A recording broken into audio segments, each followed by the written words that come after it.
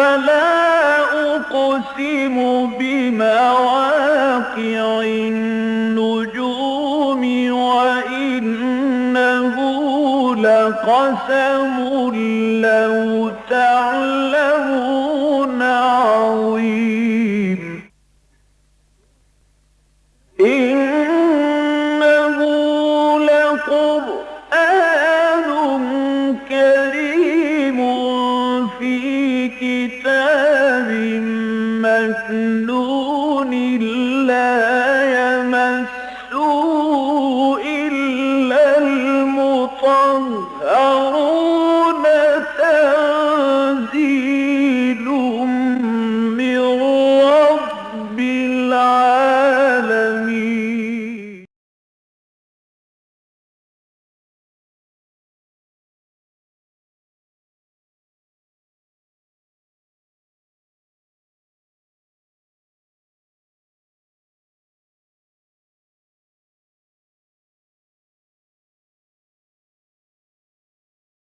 أعوذ بالله من الشيطان الرجيم.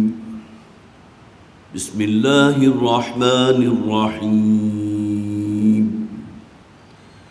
أفمن زين له سوء عمله فرآه حسنا فإن الله يضل من يشاء ويهدي من يشاء فلا تذهب نفسك عليهم حسرات إن الله عليم بما يصنعون.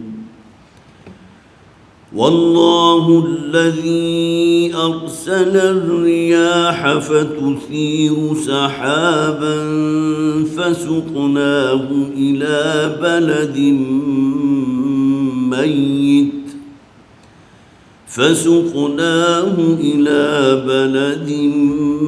ميت فأحيينا به الأرض بعد موتها كذلك النشور.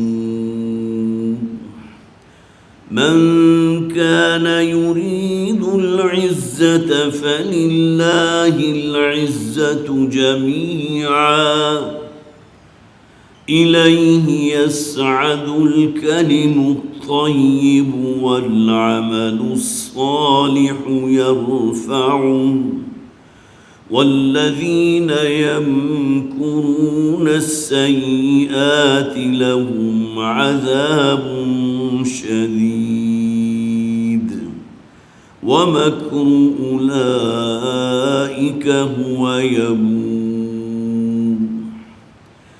والله خلقكم من تراب ثم من نطفة ثم جعلكم أزواجا وما تحمل من أنثى ولا تضع إلا بعلمه وما يعمر من معمر ولا ينقص من عمره إلا في كتاب إن ذلك على الله يسير.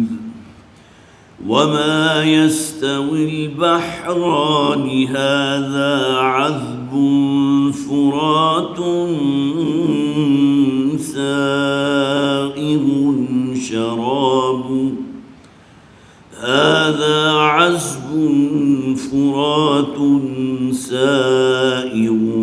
شرابه وهذا ملح أجاج ومن كل تأكلون لحما طريا وتستخرجون حلية تلبسونها وترى الفلك فيه مواخر لتبتغوا من فضله ولعلكم تشكرون صدق الله العظيم رب اشرح لي صدري ويسر لي أمري واحلل عقدة من لساني يفقهوا قولي اللهم ألهمنا رشدنا وأعذنا من شرور أنفسنا آمین یا رب العالمین۔ پچھلی مرتبہ ہم نے سورہ فاطر کا آغاز کیا تھا اور میں نے عرض کیا تھا کہ یہاں سے وہ 5واں گروپ شروع ہو رہا ہے جو مکی اور مدنی صورتوں پر مشتمل گروپ ہے۔ سورہ سبا سے لے کر سورہ احقاف تک یہ 13 صورتیں مسلسل مکی ہیں، اور اس کے بعد 3 صورتیں مدنی ہیں، سورہ محمد صلی اللہ علیہ وسلم، سورہ فتح اور سورہ حجرات۔ تو گویا کہ مکی اور مدنی صورتوں کا 5واں گروپ یہاں سورہ حجرات پر ختم ہوگا۔ تو مکی صورتوں میں سے یہ دوسری صورت ہے سورہ فاتحہ، جس پر ہم نے پچھلی مرتبہ اپنی گفتگو کا آغاز کیا۔ اس سورہ مبارکہ کا نام الفاطر ہے، پیدا کرنے والا۔ اللہ تعالیٰ خالق بھی ہے، فاطر بھی ہے، بدیع بھی ہے۔ کسی میٹیریل کے بغیر کسی شے کی تخلیق کر دینا یہ بھی اللہ کا کام ہے، بدیع السماوات والارض۔ اسی طرح وہ خالق بھی ہے کہ جس میں کچھ عرصہ لگتا ہے۔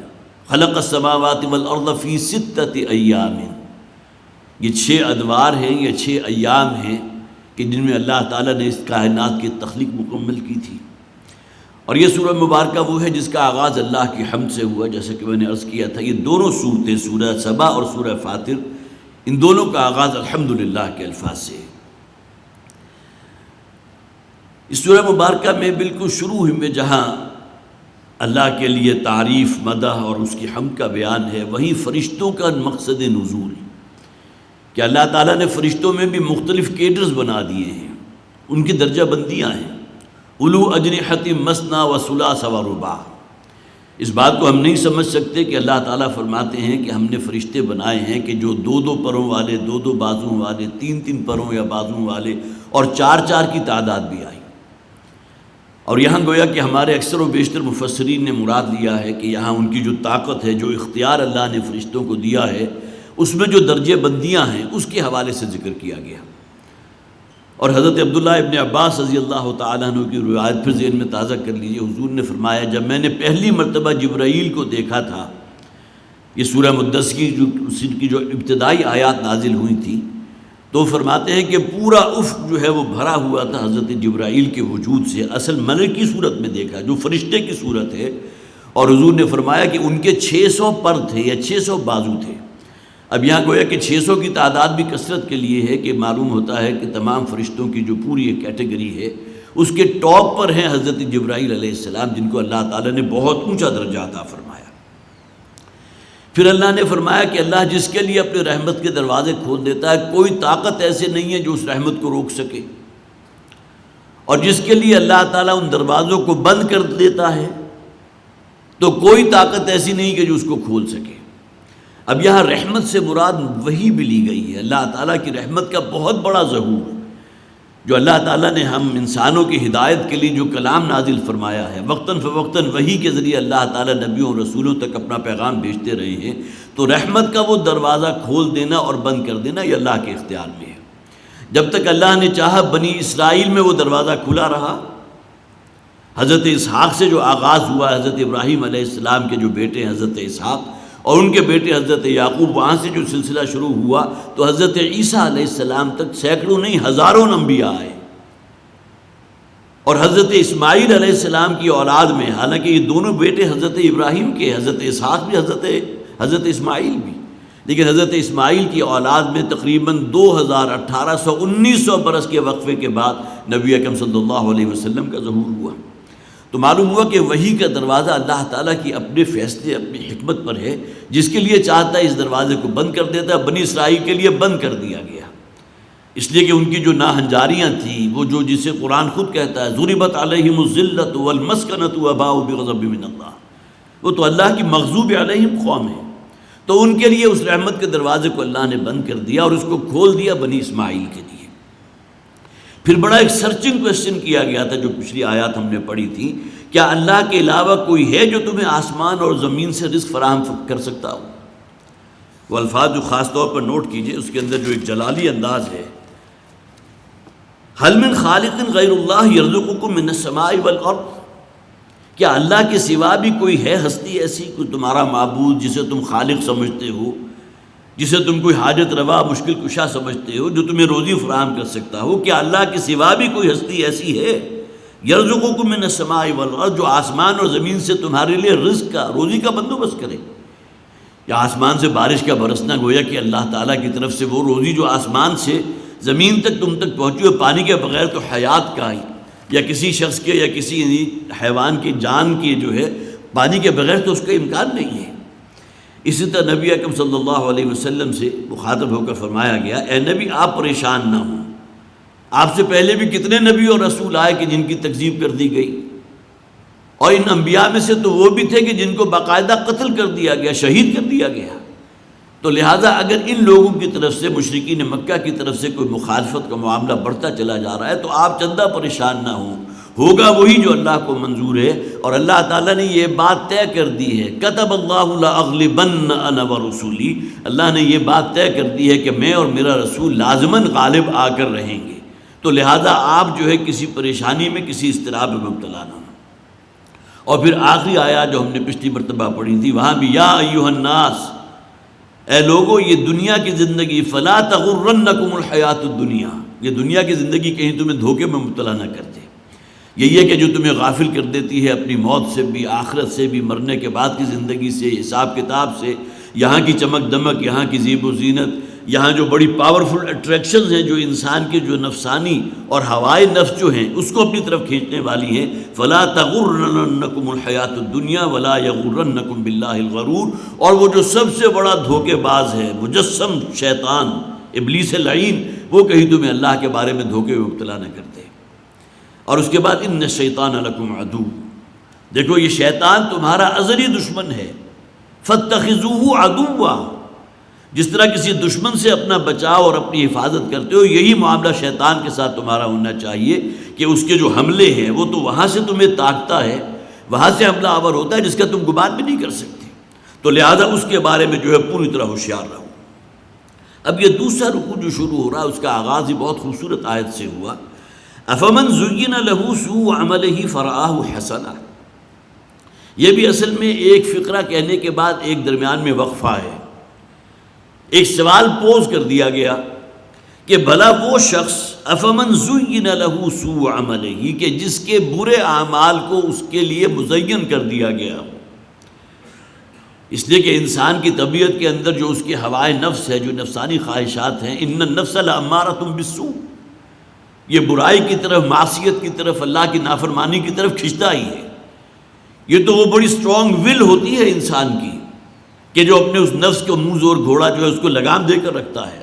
وَأَمَّا مَنْ خَافَ مَقَامَ رَبِّهِ وَنَهَى النَّفْسَ عَنِ الْهَوَىٰ، وہ شخص جو اپنے رب کے سامنے جواب دہی کے احساس سے لرزا و ترسا رہا اور اپنے خواہشات نفس کے منہ زور گھوڑے کو لگام دے کر رکھی، اسے قابو میں رکھا، تو وہ لوگ کہ جن کے برے اعمال جو ہیں ان کے لیے مزین کر دیے گئے، گویا کہ بک ٹک دوڑے چلے جا رہے ہیں اسی دنیا پرستی کے اندر، یہاں کی زیب و زینت، یہاں کی عیاشیاں، یہاں کی بدمستیاں، اور سب سے بڑھ کر یہ کہ اس عمل کو اپنے لیے نیکی کا عمل سمجھتے ہیں۔ یہ تو جسے آپ کہیں نا فَقَدْ ضَلَّ ضَلَالًا بَعِيدًا، یہ بہت دور کی گمراہی والی بات ہوگی۔ ایک وہ شخص ہے جو کسی برائی کا کمانے والا تو ہے لیکن سمجھتا ہے کہ میں یہ برا عمل کر رہا ہوں۔ کتنے ہی لوگ آپ کو ایسے ملیں گے جو نماز نہیں پڑھتے، یا نماز پڑھتے بھی ہیں تو کوئی گنڈے دار نماز پڑھتے ہیں، کبھی پڑھ لی کبھی نہیں پڑھی، لیکن یہ کہ جب آپ ان سے پوچھتے ہیں تو ان کے اندر ایک شرمندگی کا احساس ہوتا ہے، میں پوری کوشش کرتا ہوں لیکن کیا کروں، ایسی کوئی مجبوری ہے، دو وقت کی نماز اکٹھی کرنی پڑ جاتی ہے، بعض اوقات رہ بھی جاتی ہے۔ گویا کہ ایسے شخص کو کم سے کم احساس تو ہے نا، ایک گناہ کا احساس ہے کہ میں غلط کام کر رہا ہوں۔ اس کے برعکس وہ شخص کے جو گناہ کے عمل کو اپنے لیے نیکی کا عمل سمجھے، جس طرح بالکل براہنہ ہو کر جو ہے بیت اللہ کے گرد طواف کرنا وہ سمجھتے تھے بہت اونچے درجے کا نیکی کا عمل ہے۔ اور آج کل جو ہماری ثقافت ہے جسے ہم کلچر کے نام سے جانتے ہیں، یہ بڑا خوبصورت لفظ ہے کلچر، لیکن اصلاً اس کے اندر ہے کیا؟ میوزیکل شوز ہیں جو ہمارا کلچر کے نمائندگی کرتے ہیں، بے حیائی ہے، سلیو لیس قسم کی خواتین جو اسٹیج کے اوپر کیٹ واک کر رہی، یہ ہمارا کلچر ہے، یہ ہماری تہذیب ہے۔ تو گویا کہ برائی کو برائی ہی نہ سمجھنا، یہ تو فقط ضل ضلالا بعیدا والی بات ہے۔ ایک وہ شخص ہے کہ جسے برائی کا احساس ہے لیکن اپنی کمزوری کا وہ اعتراف کرتا ہے، وہ محسوس کرتا ہے، سمجھتا ہے کہ مجھ سے غفلت ہو رہی ہے، مجھ سے کمزوری ہو رہی ہے، میں پیچھے رہ گیا ہوں۔ اور ذرا آپ اگر اس کو توجہ دلائیے تو کیا عجب کہ اللہ تعالیٰ اس کے اندر کوئی تبدیلی بھی پیدا فرما دے۔ تو بالکل یہی معاملہ ہے کہ جس طرح ہمارے ہاں محاورہ ہے نا کہ ایک شخص وہ ہے کہ جو واقعتاً سو رہا ہے، اس کو تو آپ تھوڑا سا ہلائیں گے وہ جاگ جائے گا، لیکن ایک شخص جو بنا ہوا ہے اگرچہ وہ جاگ رہا ہے لیکن وہ آپ کو پریٹینڈ کر رہا ہے کہ میں سو رہا ہوں، آپ اسے خوب اچھی طرح جھنجھوڑے، اس کے باوجود بھی وہ ٹس سے مس ہونے کو تیار نہیں ہوگا۔ اسی لیے ہمارے ہاں کہتے ہیں کہ سوتے کو جگانا تو ممکن ہے لیکن جاگتے کو جگانا ممکن نہیں ہے۔ یہی معاملہ اصل میں ان بدعمالیوں کی وجہ سے ہے کہ جو لوگ اپنی بدعمالیوں کو، اپنے برے اعمال کو، سوء اعمالہم، جو ان کے برے اعمال ہیں، ان کو سمجھتے ہیں کہ یہی کلچر ہے، یہی بہتر ہے، زمانے کے تقاضے ہیں، اور وہ کہ جو کوئی شرم اور حجاب اور کس قسم کی پابندیاں عائد کرنے والی خواتین ہیں ان کے بارے میں سمجھا جاتا ہے تو پرانے زمانے کے لوگ ہیں، انہیں کچھ نہ کہو۔ تو یہ وہ اصل میں فتنہ ہے کہ جس کا کوئی گویا کہ سد باب نہیں ہو سکتا کہ سوتے کو جگانا ممکن ہے لیکن جاگتے کو جگانا ممکن نہیں ہے۔ تو افمن زین لہ سوء عملہ فرآہ حسنا، بھلا وہ شخص کہ جس کے اعمال اس کے لیے مزین ہو گئے، برے اعمال اس کے نزدیک جو ہے وہ نیکی کا درجہ رکھنے والے ہیں، فرآہ حسنا، اور پھر وہ ان کو نیکیاں سمجھتا ایسا ہے، دیکھ ایسے رہا ہے گویا کہ نیکی کما رہا ہے۔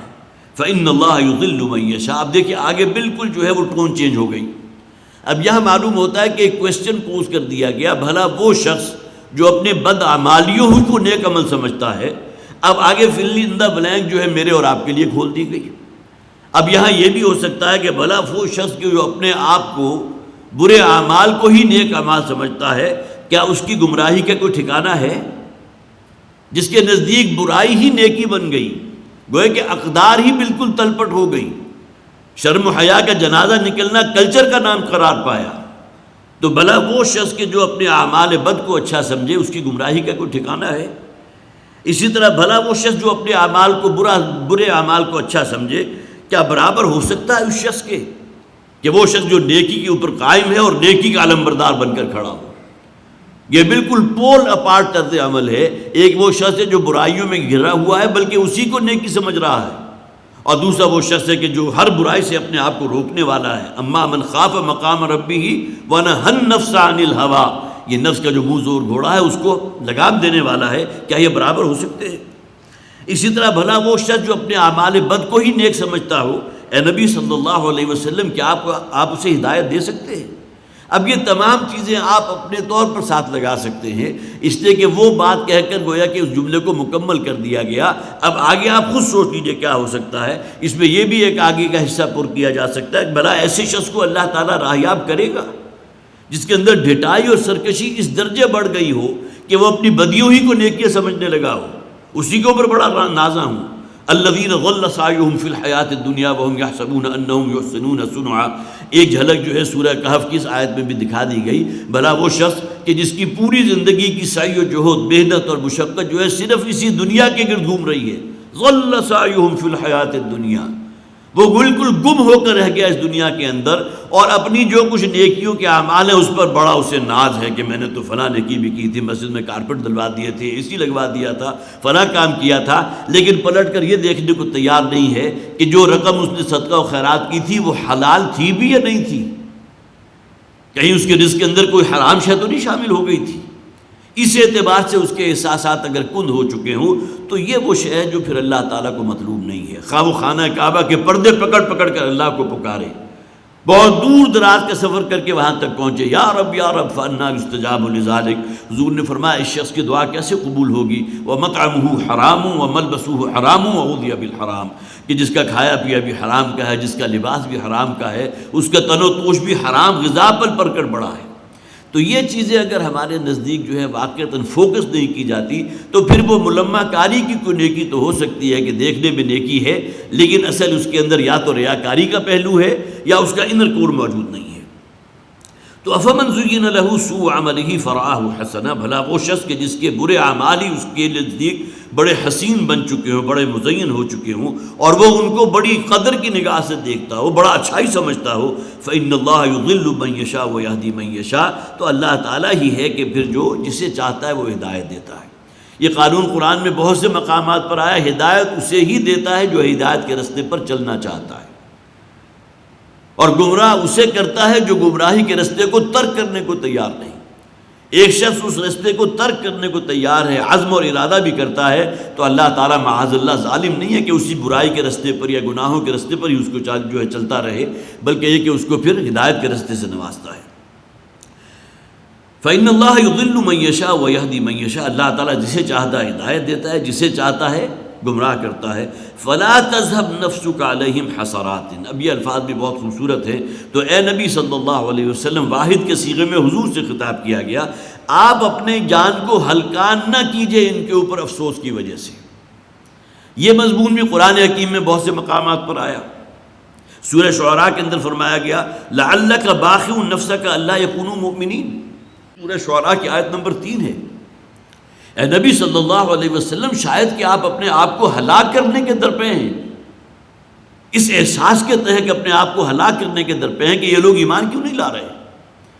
اسی طرح سورہ کہف کی جو بالکل آغاز کی پہلی 10 آیات کی بڑی خصوصی فضیلت ہے کہ اللہ تعالیٰ فتنہ دجال سے محفوظ رکھتا ہے، پہلی آیات ہیں، آخری آیات ہیں، اور پوری سورت کی بھی خاص طور پر فضیلت بیان کی گئی بہت سی احادیث کے اندر۔ اس میں بھی آیت نمبر 6 میں فرمایا گیا فَلَعَلَّكَ بَاخِعٌ نَفْسَكَ عَلَىٰ آثَارِهِمْ إِن لَّمْ يُؤْمِنُوا بِهَٰذَا الْحَدِيثِ أَسَفًا، یہاں حسرت کا لفظ آیا فَلَا تَذْهَبْ نَفْسُكَ عَلَيْهِمْ حَسَرَاتٍ، وہاں اسفا کا لفظ آیا، اس افسوس کی وجہ سے، اس غم کی وجہ سے شاید کہ آپ اپنے آپ کو ہلاک کرنے کے درپے ہیں کہ یہ لوگ ایمان کیوں نہیں لا رہے۔ حالانکہ نبی اکرم صلی اللہ علیہ وسلم کی، جیسا کہ بارہا میں نے عرض کیا ہے، ان کی پوری شخصیت آغاز وحی سے پہلے کلین سلیٹ تھی، کہیں کوئی انگلی رکھنے کی جگہ موجود نہیں تھی کہ جہاں کہا جا سکے کہ ان سے کسی غلط بیانی کا صدور ممکن ہے، انہوں نے کسی کو دھوکہ دیا ہے۔ اس کے باوجود یہ کہ نبی اکرم صلی اللہ علیہ وسلم کو عرصہ دراز گزر چکا، 7-8 سال گزر چکے جبکہ یہ صورت نازل ہو رہی ہے، تو اس میں بھی وہی احساسات ہیں کہ شاید کہ آپ اپنے آپ کو اس حسرت کے اندر، اس مایوسی کے اندر، اس غم کے اندر اپنے آپ کو ہلاک کر لیں کہ یہ لوگ ایمان کیوں نہیں لا رہے، یہ آگے کیوں نہیں بڑھ رہے، قدم کیوں نہیں بڑھا رہے۔ فإن اللہ یضل من یشاء ویہدی من یشاء فلا تذهب نفسك علیہم حسرات، تو اے نبی صلی اللہ علیہ وسلم، آپ اپنے آپ کو غم افسوس کے اندر مبتلا کر کے کہیں اپنے آپ کو ہلاک نہ کر دیں۔ معلوم ہوتا ہے کہ آپ شاید اپنی جان خود لے لیں گے اسی افسوس میں کہ یہ آگے کیوں نہیں بڑھ رہے۔ ان اللہ علیم بما یصنعون، یقینا اللہ تعالیٰ جو ہے وہ تو جاننے والا ہے جو کچھ یہ کر رہے ہیں۔ اس کو بھی اگر آپ خاص طور پر اس اعتبار سے سوچیں کہ نبی اکرم صلی اللہ علیہ وسلم کے اپنے بہت قریبی رشتہ داروں میں سے کتنے ایسے تھے جو مخالف تھے۔ ابو طالب کون ہے؟ حضور کے سگے چچا ہیں۔ ابو لہب کون ہے؟ حضور کا سگا چچا ہے۔ حضرت حمزہ کون ہے؟ چچا زاد بھائی بھی ہیں، ہمجولی بھی ہیں، کئی رشتے حضرت حمزہ کے ساتھ۔ 5 سال گزر گئے، حضرت حمزہ بھی ایمان نہیں لائے۔ تو آپ کا کیا خیال ہے کہ نبی اکرم صلی اللہ علیہ وسلم کے سینے میں وہ قلب حساس نہیں تھا کہ انہیں احساس ہوتا یہ تو میرا اپنا خون ہے، میرے اپنے خاندان کے، میرے اپنے قبیلے کے لوگ ہیں، ان سے بڑھ کر کون گواہ ہوگا میری صداقت، میری امانت پر، میری صاف گوئی پر۔ لیکن یہ کہ اس کے باوجود اگر یہی لوگ آگے نہیں بڑھ رہے، اسی مقصد کے لیے حضور نے بہت سی دعوت اہتمام کا جو ہے وہ دعوت طعام کا اہتمام کیا تھا۔ اس کا بھی آپ کو حدیث کے اندر ذکر مل جائے گا۔ تمام بنی ہاشم کے لوگوں کو جمع کیا، کھانے کا اہتمام فرمایا، اور اس کے بعد جب کھڑے ہوئے دعوت دینے کے لیے تو بات تالیوں میں اڑا دی گئی، جسے آپ کا یہ ہنسی ٹھٹے اور مذاق ہی کی نظر ہو گئی۔ پھر کچھ دن گزرے، پھر حضور نے دوبارہ اہتمام کیا، پھر لوگوں کو دعوت طعام پر بلایا، پھر کھڑے ہوئے۔ پورے مجمع میں سے صرف حضرت علی تھے رضی اللہ تعالیٰ عنہ، جن کی اس وقت عمر غالباً 9 ساڑھے 9 برس تھی۔ وہ کھڑے ہوئے، انہوں نے کہا کہ میں آپ کا ساتھ دوں گا، اور پورا مجمع جو ہے آپ اس کو چشم تصور میں دیکھ سکتے ہیں کہ کھل کھلا کر ہنس پڑا ہوگا۔ یہ ہے اس دنیا کی تقدیر کو بدلنے والے محمد صلی اللہ علیہ وسلم، اور یہ ہے ان کے ساتھی 9 سالہ بچہ، اور پوری برادری میں سے کوئی آگے نہیں بڑھ رہا ہے۔ اب یہ تمام احساسات ہیں کہ جس کے بھی دل کے اندر قلب حساس ہے تو ان چیزوں کو محسوس کرتا ہے، اور اس کا ایک ریئیکشن یہ ہوتا ہے کہ وہ سمجھتا ہے کہ کہیں میری طرف سے کوئی کمی نہ رہ رہی ہو، ایسا نہ ہو کہ میں بات پہنچانے کا حق ادا نہیں کر رہا، میں شاید اس انداز میں بات ان تک نہیں پہنچا رہا کہ آگے بڑھ کر اس کو قبول کریں، اس کو لبیک کرنے کو تیار ہوں۔ لہذا انسان اپنے اوپر بھی ضرور بھی نہیں کرتا کہ کہیں میری بات میں کوئی کمی تو نہیں ہے، کہیں میری محنت کے اندر کوئی کمی تو نہیں رہ گئی۔ ان تمام احساسات کو جمع کر لیں تو یہ لفظ حسرات علیہم، یہ اصل میں وہ آپ کی مایوسی یا آپ کی حسرت ہے، آپ کا افسوس ہے، آپ کا غم ہے ان لوگوں کے بارے میں کہ یہ آگے بڑھ کر کیوں ایمان نہیں لا رہے، کیوں لبیک نہیں کر رہے اس دعوت پر۔ ان اللہ علیم بما یصنعون، یقین اللہ تعالیٰ تو جو کچھ یہ کرتے ہیں ان کی ہر عمل سے واقف ہے۔ واللہ الذی ارسل الریاح فتثیر سحابا، اب دیکھیے یہاں پھر وہ مکی انداز آپ کو بڑا نمایاں، التذکیر بآلاء اللہ، جو عام انسان کو بھی اپنی طرف کھینچنے والا ہے، بشرطے کہ وہ انسان ہو، حیوان نہ ہو۔ بہت خوبصورت کپڑوں کے اندر اور جو ہے بہت دو ٹانگوں پر چلتا ہوا بظاہر انسان، حیوان بھی تو ہے نا۔ اور یہ بات میں اپنی طرف سے نہیں کہہ رہا، جب قرآن ایسے لوگوں کے بارے میں کہتا ہے کہ ہم نے انہیں آنکھیں دی لیکن ان آنکھوں صرف دیکھنے کا کام لے رہے ہیں جس طرح حیوان لیتے ہیں، ان آنکھوں میں دیکھنے کے بعد خالق اور مالک کو پہچاننا، اگر یہ شے موجود نہیں ہے تو اولئک کالانعام بل هم اضل، قرآن خود کہتا ہے ہم نے کان دیے انہیں، حق بات کان کے ذریعے ان کے دل تک پہنچی لیکن رد کر دی، حالانکہ دل نے گواہی دی ہے۔ کتنے ہی لوگ ایسے تھے، ابو جہل ان میں کا سر خیل ہے، جس سے جب پوچھا گیا تھا کہ کیا محمد جھوٹ بول رہے ہیں صلی اللہ علیہ وسلم، تو اس نے صاف اقرار کیا، میں نے کب کہا کہ محمد نے کبھی جھوٹ بولا صلی اللہ علیہ وسلم، ہاں جو کلام وہ پیش کر رہے ہیں میں اس کو قبول کرنے کو تیار نہیں، اس لیے کہ میری سیادت، میری چودراہٹ، میری ایک حیثیت ہے پورے اس مکے کے اندر، میری پوری چوپال ہے۔ کتنے لوگ ہیں جو میرے چشم و ابرو کے اشارے کے اوپر اپنی جان جو ہے وہ قربان کرنے کے لیے تیار ہیں۔ یہ ساری جتنے بھی مفادات مجھے حاصل ہیں یہاں اس دنیا میں، وہ سب کے سب مجھ سے چھوٹ جائیں گے۔ لہذا وہ ویسٹڈ انٹرسٹ ہے کہ جس کی بنیاد پر بڑی تعداد ایسے لوگوں کی موجود تھی کہ دل نے بھی گواہی دی کہ بات صحیح ہے، لیکن پاؤں کی بیڑیاں بن گئیں یہ چیزیں کہ گویا کہ اپنے ان لوگوں کو چھوڑنے کو تیار نہیں۔ وہ برادری اس درجے پرائرٹی پر ہے کہ دل بھی گواہی دے رہا ہے کہ بات حق ہے جو محمد پیش کر رہے ہیں صلی اللہ علیہ وسلم، لیکن آگے بڑھنے کو تیار نہیں۔ تو اب یہ جو انداز ہے یہاں تذکیر بآلاء اللہ، اللہ کی نعمتوں کے حوالے سے، اب یہ تو وہ ہے نا کہ جس کا کوئی شخص جواب دے ہی نہیں سکتا کہ اللہ تعالیٰ نے تمہارے لیے کیا کچھ یہاں فراہم کر دیا۔ اب یہاں پڑھ لیجئے، اگرچہ بہت سی آیات مکی صورتوں کی ہیں جو ہم نے پڑھ بھی لی ہیں، لیکن یہ کہ ریپیٹڈلی ان باتوں کو بار بار لایا جا رہا ہے تاکہ ذرا جو ہے وہ ہوش کے ناخن لو۔ تم بدمست ہو اسی دنیا پرستی کے اندر، یہاں کی لذت، یہاں کے لہو و لعب، اور کبھی سوچنے کو تیار نہیں ہو کہ اللہ تعالیٰ نے تمہارے لیے کیسی کیسی نعمتیں یہاں فراہم کی ہیں۔ کیا تمہاری کوئی دیوی یا دیوتا یا تمہارا کوئی جھوٹا خدا ہے کہ جو جس نے یہ چیزیں، یہ نعمتیں تمہارے لیے فراہم کی ہوں؟ واللہ الذی ارسل الریاح، وہی اللہ ہے کہ جو ہواؤں کو بھیجتا ہے۔ یہ ہواؤں کو چلانے کا اختیار کس کے پاس ہے؟ اللہ کے پاس ہے۔ فتصیر سحابا، اور پھر یہی ہوائیں ہیں کہ جو اپنے دوش پر بادلوں کو، بڑے وزنی بادل ہیں، یہاں تو لفظ نہیں ہے لیکن ثقالن کا لفظ بھی آیا، بڑے وزنی بادل۔ یہ تو ان کا ایریا اتنا زیادہ ہوتا ہے کہ وہ فضا کے اندر تیر رہے ہوتے ہیں، ورنہ جتنا پانی برستا ہے اگر آپ اس کو کیلکولیٹ کریں کسی علاقے میں، صرف کوئی 2-4 مربع کے اندر بھی اگر 2 انچ بارش ہوئی ہوگی اور اس پانی کا اگر آپ وزن کیلکولیٹ کریں گے تو وزن جو ہے وہ ہزاروں ٹن بن جاتا ہے۔ یہ پانی کہاں سے آ گیا؟ اتنا وزنی پانی جو ان بادلوں کے اندر بخارات کی شکل میں موجود تھا، یہ نظام کس نے بنایا؟ اللہ تعالیٰ انہی بادلوں کو حکم دیتا ہے نا کہ جاتا آگے ذکر بھی آ جائے گا، مردہ زمین میں زندگی پیدا کر دیتا ہے۔ تو فرمایا واللہ الذی ارسل الریاح فتصیر سحابا، اللہ تعالیٰ وہ ہوائیں بھیجتا ہے کہ جو بہت وزنی بادلوں کو، یہاں وزنی کا لفظ تو نہیں ہے لیکن پچھلی آیات میں ہم پڑھ چکے ہیں، ان بادلوں کو اٹھا کر لاتی ہیں۔ فسقناہ الی بلد میت، اور ان بادلوں کو کہاں لے کر جانا اس کا فیصلے کا اختیار بھی اللہ کے پاس ہے۔ اللہ فرماتے ہیں کہ پھر ہم ہیں کہ جو انہیں ہانک دیتے ہیں ایسی زمین کی طرح جو بالکل بنجر ہے، بالکل مردہ ہو چکی، زندگی کا کہیں کوئی نام و نشان نہیں۔ ان بادلوں کو، ان ہواؤں کو لے کر وہ بادل جو ہے اس علاقے تک پہنچا دیے جاتے ہیں۔ اللہ تعالیٰ کنٹرول کرنے والا ہے۔ قہار کے معنی کیا ہے؟ وہ اللہ الواحد الابسولوٹ کنٹرولر۔ اللہ تعالیٰ کے حکم کے بغیر تو کچھ نہیں ہو سکتا۔ کتنے ہی علاقے ایسے ہیں کہ بادل ان کے اوپر سے گزر جاتے ہیں اور وہ نیچے لوگ جو ہے وہ ترستے رہ جاتے ہیں کہ کاش کہ ہمارے جو ہے یہ باران رحمت کا نزول ہمارے لیے ہو. وہ کہیں آگے جا کر پہاڑوں میں برستے ہیں، اور پہاڑوں میں برسنا بھی ان کے لیے باعث منفعت ہوتا ہے کہ وہاں چشموں کی صورت میں، ندی نالوں کی صورت میں وہ نیچے اترتے ہیں اور میدانی علاقے کو سیراب کرتے ہیں، اور انہی دریاؤں کے ذریعے اور ان کے ذریعے نہریں جو تم نے قائم کر لی ان سے اپنے کھیتوں کی سیرابی کرتے ہو. یہ پورا کا پورا ایک واٹر سائیکل جو ہے کہ وہی بخارات جو سمندر سے اٹھے تھے کنڈنس ہو گئے، اوپر جا کر جو ہے وہ ابھی بخارات کی شکل میں ہواؤں کے دوش پر بادلوں کی شکل میں جا کر برسے کسی اور جگہ پر. یہ پورا نظام کیسے آ گیا؟ کون کنٹرول کر رہا ہے؟ کیا خود بخود ہو رہا ہے سب کچھ؟ واللہ الذی ارسل الریاح، اللہ ہے کہ جو ان ہواؤں کو بھیجتا ہے، جو ان وزنی بادلوں کو اٹھا کر اور پھر انہیں ہانک دیتا ہے، وہ ذات، وہ اللہ، الی بلد میت، ایسی زمین کی طرف جو بالکل مردہ ہو چکی، بالکل بنجر ہے. فاحیینا بہ الارض بعد موتها، اور پھر یہی بارش ہے جو جب برستی ہے تو اسی زمین کو ہم زندگی عطا کرتے ہیں اس کے بعد کہ وہ بالکل مردہ ہو چکی تھی، جہاں کہیں زندگی کے کوئی آثار نہیں تھے، نہ نباتات، نہ کوئی حیوانات، نہ طیور، حشرات الارض، کوئی شے موجود نہیں.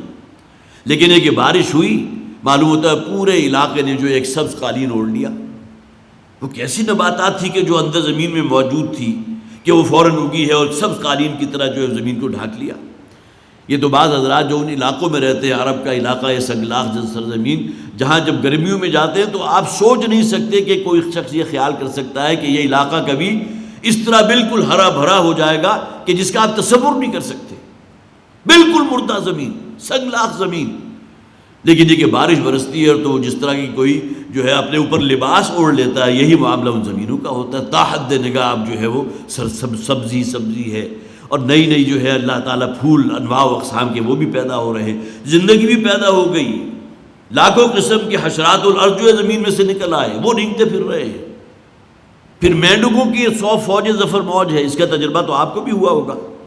جب برسات ہوتی ہے اور آپ اپنی گاڑی پر نکلتے ہیں، کہیں درخت بھی موجود ہو، کوئی کچی زمین بھی ہو، وہ زمین کے جہاں کہیں کوئی زندگی کے آثار نہیں تھے، وہاں سے لاکھوں کروڑوں اربوں کی تعداد میں حشرات الارض پیدا ہوتے ہیں.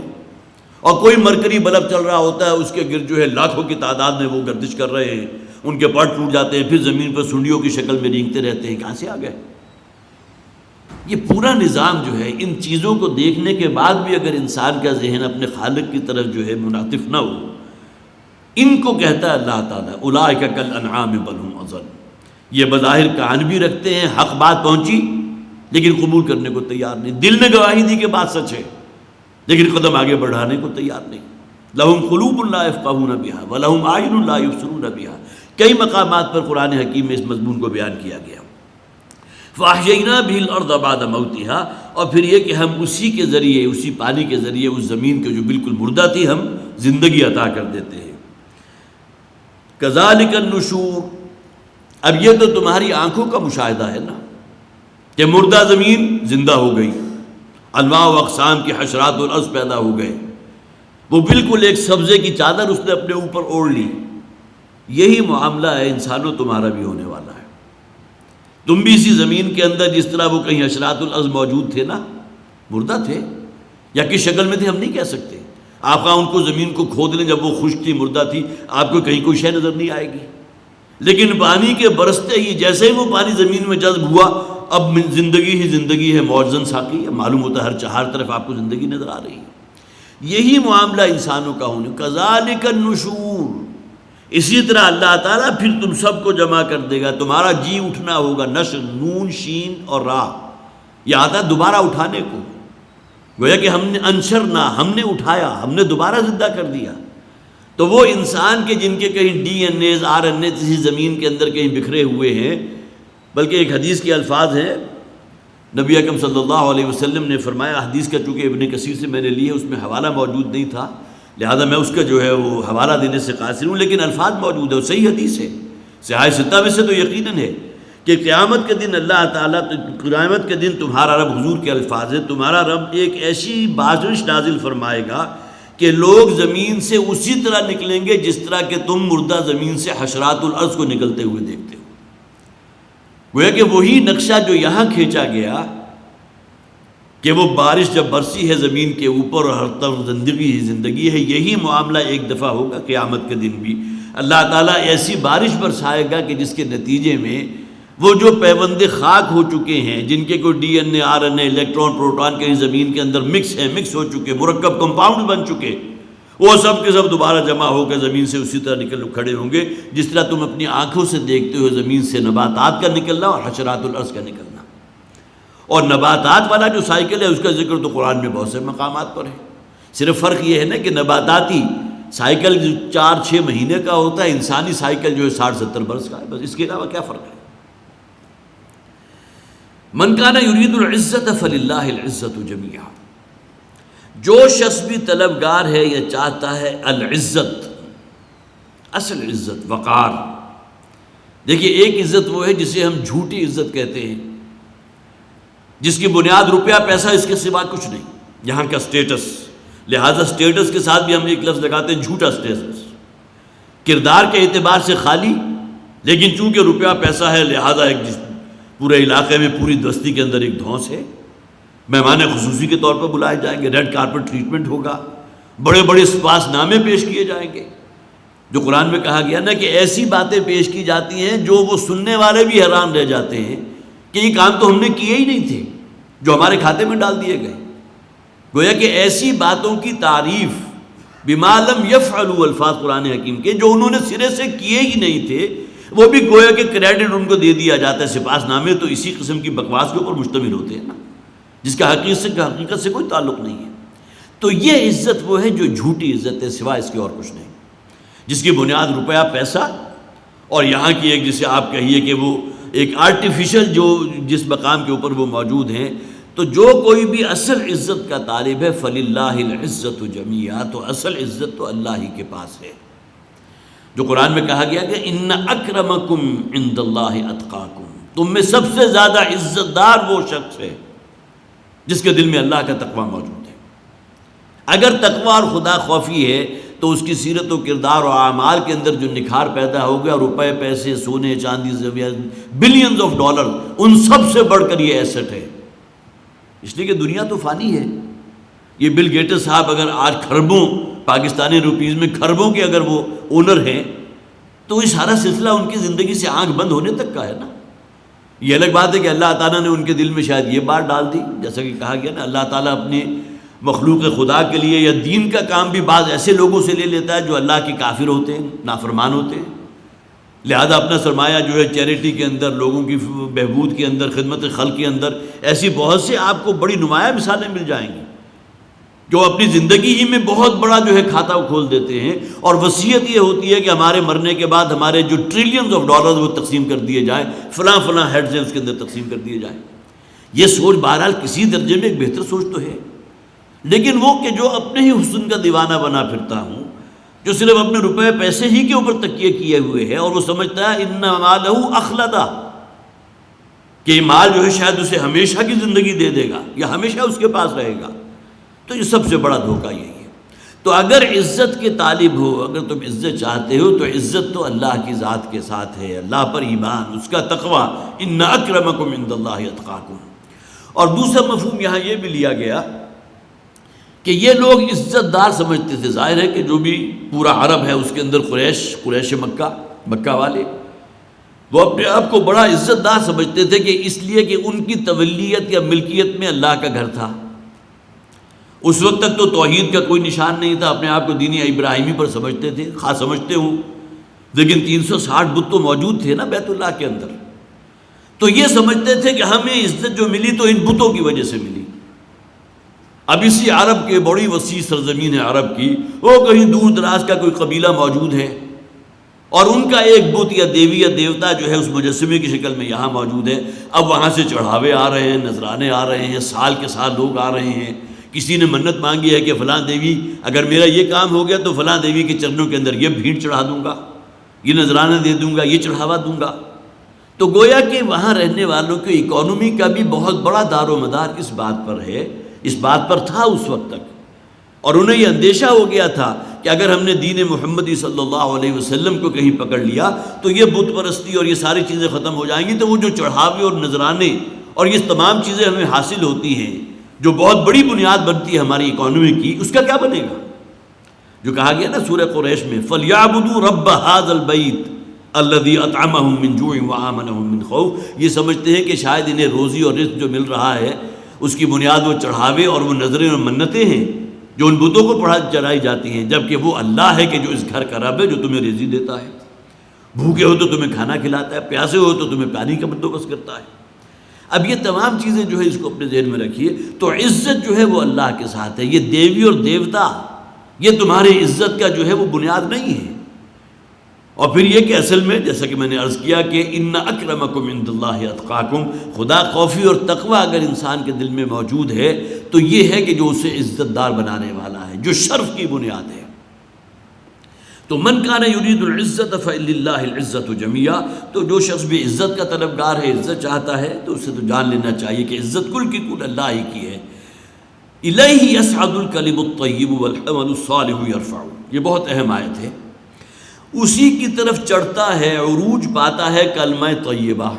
کلمہ طیب کا اصل ترجمہ کیا ہے؟ صاف اور ستھری اور طیب اور پاکیزہ بات، لیکن اس میں سب سے ٹاپ پر کیا ہے؟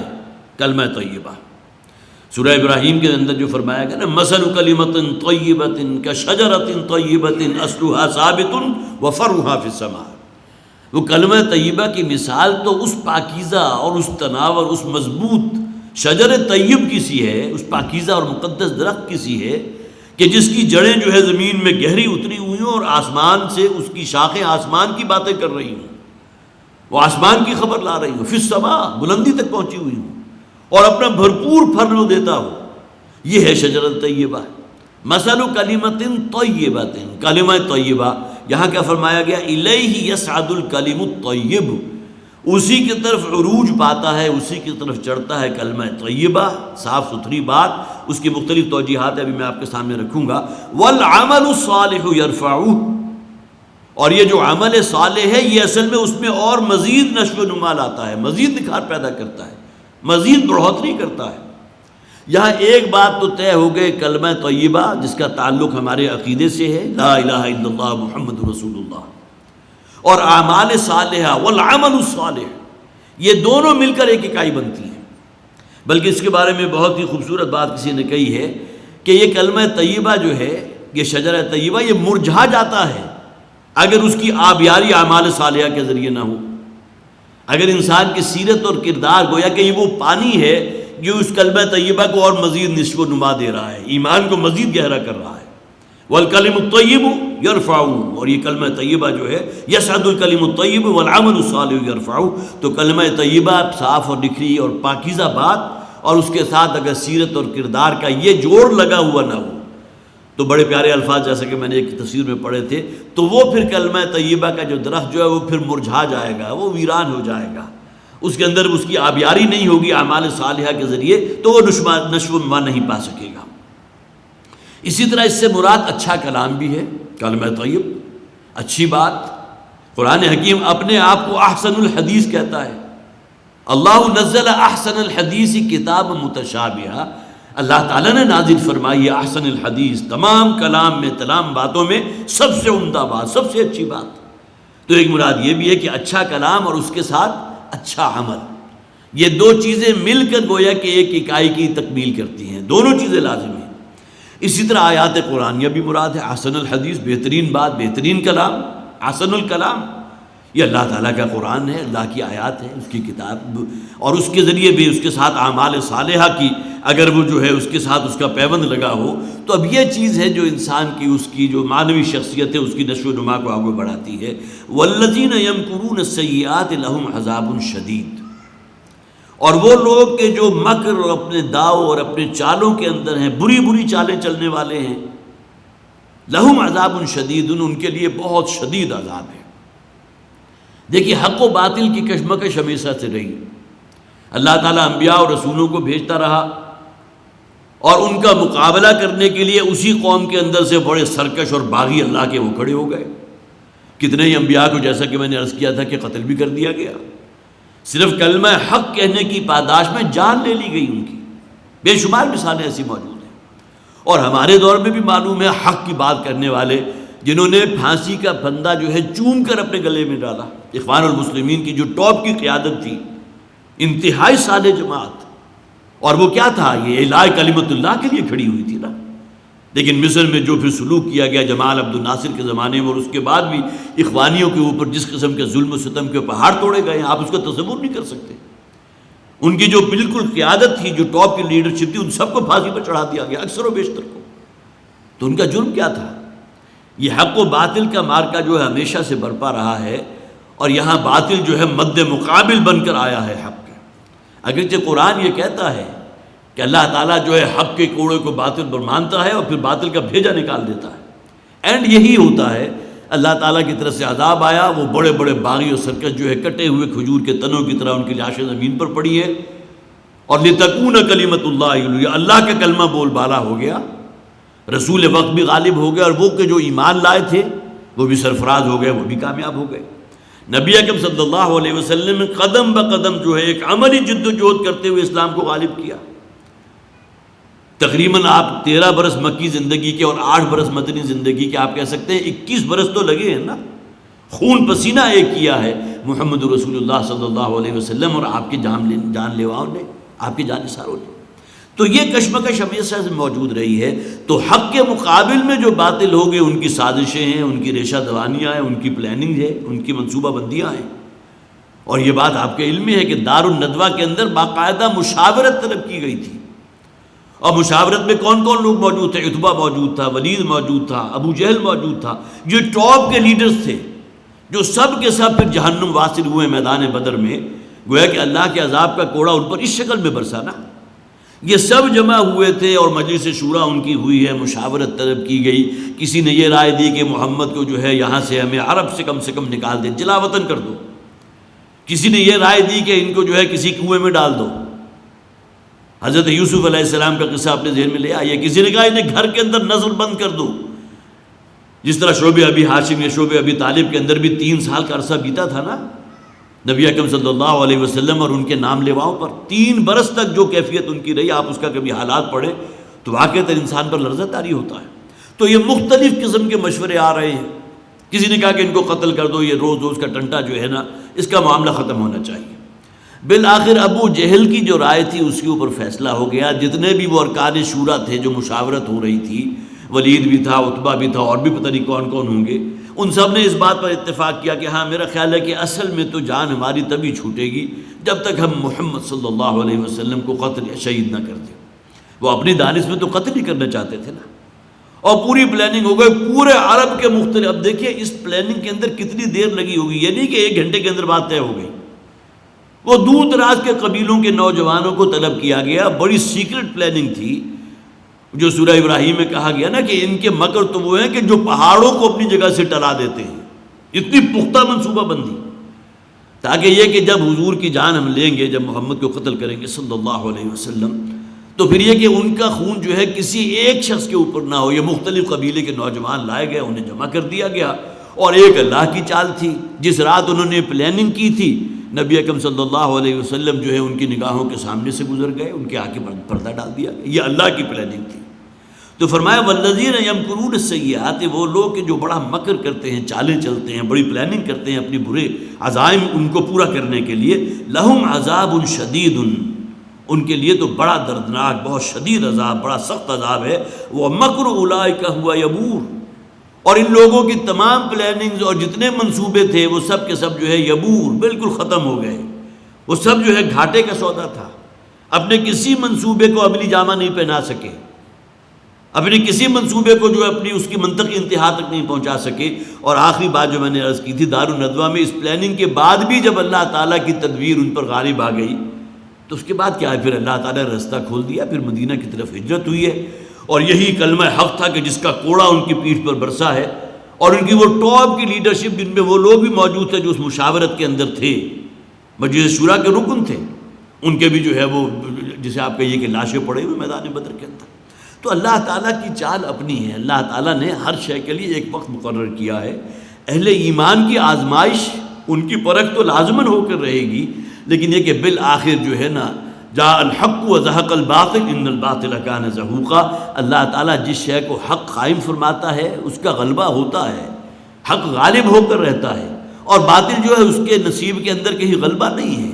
وقتی طور پر وہ سر اٹھائے گا، کوئی بغاوتیں سر جو ہے اٹھائیں گی، ان کا سر جو ہے وہ کچل دیے جائیں گے، اور بالآخر جو ہے جیسے کہ احادیث سے بھی ہمیں پتہ چلتا ہے کہ قیامت سے پہلے ایک مرتبہ پورے اس زمین کے اوپر وہی نظام اسی شان کے ساتھ جو دور خلفائے راشدین کا نظام تھا، جس میں اللہ تعالیٰ کا یہ کلمہ عدل جو ہے پوری اس زمین کے اوپر جو ہے وہ بالا تر ہو جائے گا، اور تمام جو بھی مختلف مذاہب ہیں وہ سب کے سب ذمہ کی حیثیت سے، جیسا کہ کہا گیا قرآن حکیم میں، جزیہ دے کر ذمہ کی حیثیت سے ہوں گے۔ یہ وقت آئے گا، ہمارا ایمان ہے، لیکن یہ کہ اصل سوال یہ ہے کہ اس کے لیے محنت کرنے والے کون ہیں، اس کے لیے اپنے آپ کو ہلکان کرنے والے، دن رات ایک کرنے والے، اپنی توانائیاں، اپنا روپیہ پیسہ اس کام میں لگانے والے، یہی وہ خوش نصیب ہوں گے جو چاہے اپنی آنکھوں سے اس تبدیلی کو نہ بھی دیکھ سکیں، لیکن یہ کہ ہمیں نبی اکرم صلی اللہ علیہ وسلم کے اس قول کے اوپر یقین کامل ہے کہ ایک زمانہ آئے گا، کاش کہ اس کے لیے جسے آپ کہتے ہیں نا پری ریکویزٹ جو ہوتے ہیں، ہوم ورک، اس کے اندر ہمارا شمار ہو سکے۔